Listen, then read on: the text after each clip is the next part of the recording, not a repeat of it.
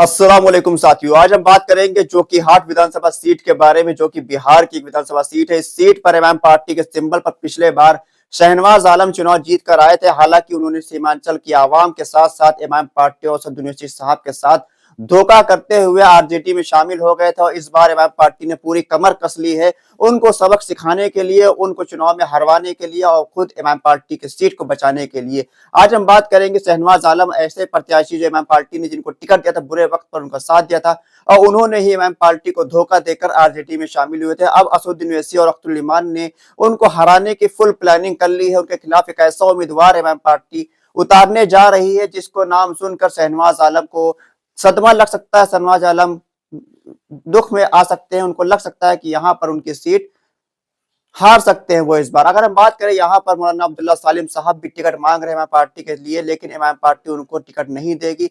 इमाम पार्टी उनके जगह पर इस बार मुखिया मुर्शीद आलम को अपना प्रत्याशी बना सकती है, जो कि जेडीयू के टिकट पर 2018 का उपचुनाव लड़ चुके हैं। इस सीट पर लगभग 40,000 से ज्यादा वोट इस सीट पर वो लेकर आए थे और जोकीहाट के अंदर काफी ज्यादा उनका नाम है, काफी ज्यादा उनको जन समर्थन भी मिलता है, वहां के मुखिया भी हैं। मुखिया मुर्शीद आलम पहले भी इमाम पार्टी में रह चुके हैं, इमाम पार्टी ने उनको टिकट दिया था। हालांकि उनका टिकट काट कर ही शहनवाज आलम को टिकट दिया गया था।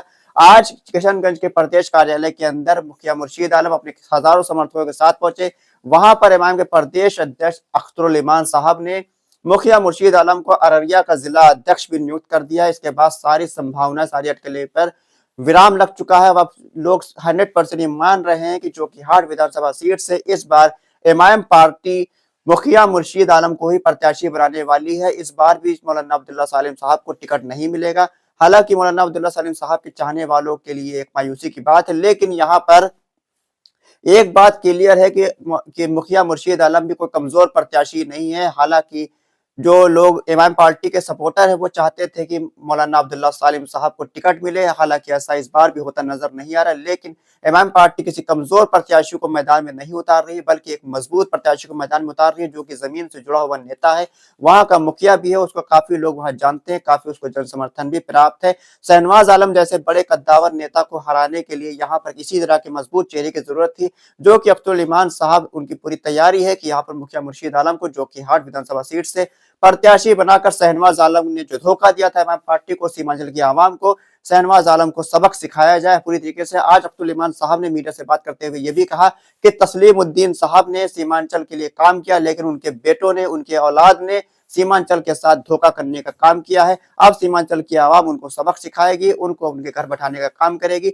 और जिस तरह से तस्लीमुद्दीन साहब ने सीमांचल के मुद्दों को उठाया, उसी तरह से मिस्टर असदुद्दीन ओवैसी साहब भी सीमांचल के मुद्दों को उठा रहे हैं, अख्तरुल ईमान साहब उनके मुद्दों को उठा रहे हैं। ऐसे में जोकीहाट विधानसभा सीट पर बड़ा उलटफेर होने की संभावना है। यहाँ पर इमाम पार्टी मुखिया मुर्शीद आलम को प्रत्याशी बनाकर शहनवाज आलम और राजद के लिए बड़ी मुश्किलें खड़ी करने वाली है। यहाँ पर संभावना जताई जा रही है कि जोकीहाट से इमाम पार्टी इस बार मौलाना अब्दुल्ला सालिम साहब को टिकट न देकर मुर्शीद आलम को टिकट देगी। उनको जिला अध्यक्ष बनाने का मतलब भी यही समझ में आ रहा है। साथियों, आपकी क्या राय, क्या है जोकीहाट विधानसभा सीट से शहनवाज आलम को कौन ज्यादा अच्छा सबक सिखा सकता है? क्या वो मौलाना अब्दुल्ला सालिम चतुर्वेदी साहब है, या फिर मुखिया मुर्शीद आलम है, या फिर अख्तरुल ईमान साहब को खुद जोकीहाट विधानसभा सीट पर चुनाव लड़ना चाहिए और शहनवाज आलम को टक्कर देनी चाहिए? उन्होंने जो धोखा दिया था सीमांचल की आवाम से, उनका इनसे हिसाब लेना चाहिए। आप अपनी राय हमको कमेंट बॉक्स में लिखकर जरूर दें। खुदा हाफिज।